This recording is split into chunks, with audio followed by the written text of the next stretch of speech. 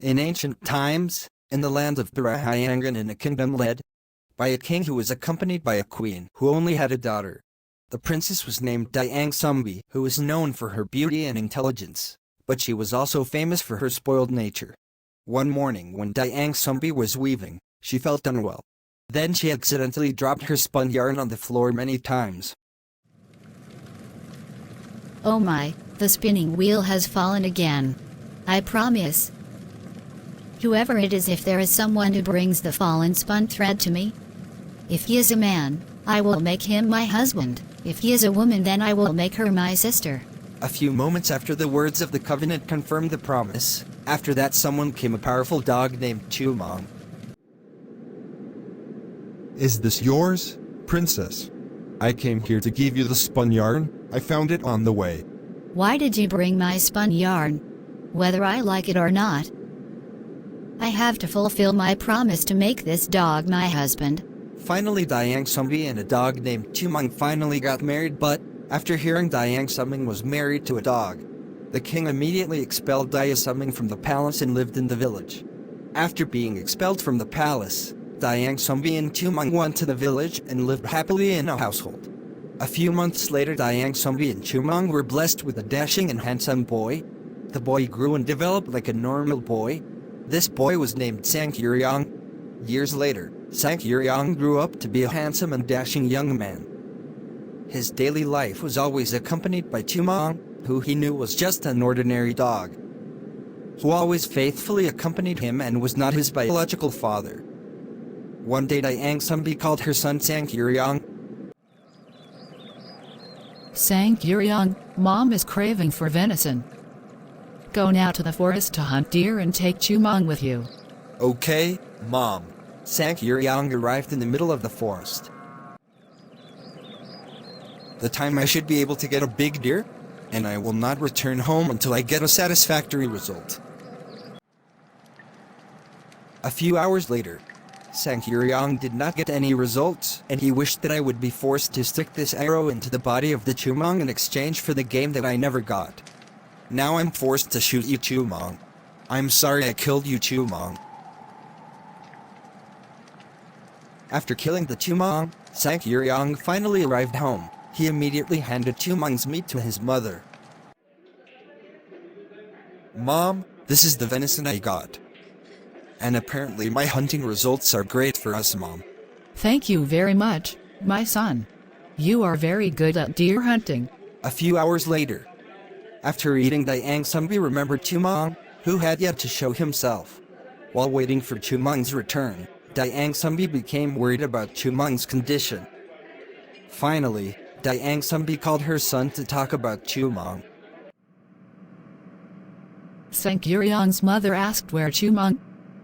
Why hasn't he come home until now? But didn't you leave together? Answer me, Sangkuriang.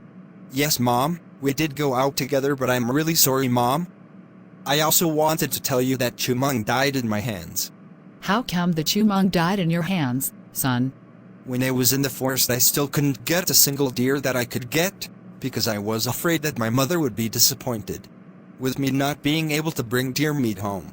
With a heavy heart and regret, I killed Chumang to replace the deer meat that I couldn't get. What did you say? So, the meat you gave to Mom was Chumang's meat? Yes, you're right, Mom. What an ignorant child. Get out of this house. Dayang Sumbi was so angry, sad, disappointed with her son after hearing the story. In her anger, Dayang Sumbi hit Sangkuriang on the head with the kitchen tool she was holding. Sangkuriang was badly injured on his head. I'm sorry, Mom. All right. I'll get out of here. Several years passed. Sangkuriang, who had wandered all over the country and then decided to return to his home. Arriving home, Sangkuriang was astonished to see the many changes that had occurred in his village. Then he wanted to meet his mother again. But when they meet, they don't recognize each other. Finally, I'm back home too. When in the middle of the road, he suddenly accidentally met a very beautiful woman, who was none other than Dayang Sumbi. Because of his fascination with the beauty of the woman, Sangkuriang immediately had the desire to propose to her. Hi, sweet lady. You are very beautiful. Do you want to be my wife? All right, I'm willing to be your wife. Thank you. And I love you.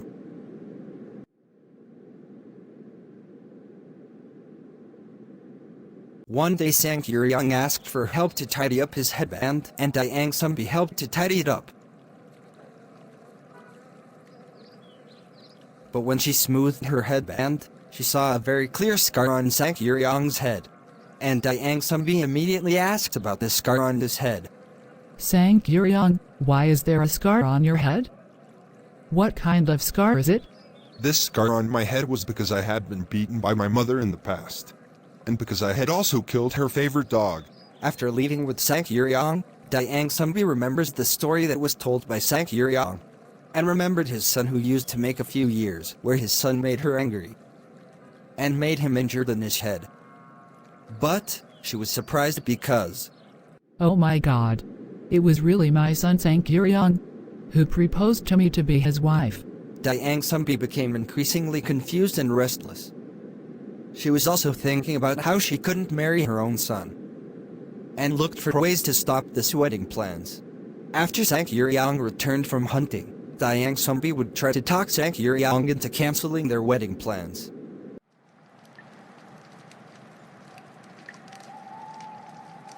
Sangkuriang, are you tired? Yeah, I'm tired. Why? Sangkuriang, I want to talk about can you cancel our wedding plans? What did you say? I want us to cancel this wedding. Because after the evidence of the wound on your head, it seems that you were my son that you lost a few years ago. But that's possible. If you're my mom, you must be old. Dayang Sumbi's request was not approved by Sangkuriang, and was only considered a passing thought. Every day Dayang Sumbi thought about how to make sure their wedding never happened. After thinking hard, Dayang Sumbi finally found the best way. She proposed 2 conditions to Sangkuriang. The first condition was that Dayang Sumbi wanted the Sangkuriang River to be dammed. And the second was asking Sangkuriang to make a very large boat to cross the river. And it must be completed before sunrise. If it is not always at sunrise, then the marriage is cancelled. Well, I'll comply with your conditions before sunrise. But if I fulfill both of your conditions, you become my wife. If I can't fulfill both of your conditions, I will cancel the marriage. But apparently Sangkuriang was able to fulfill both requests, and promised to finish before sunrise. With his magic, Sangkuriang then mobilized his friends from the Genie Nation to help complete the project.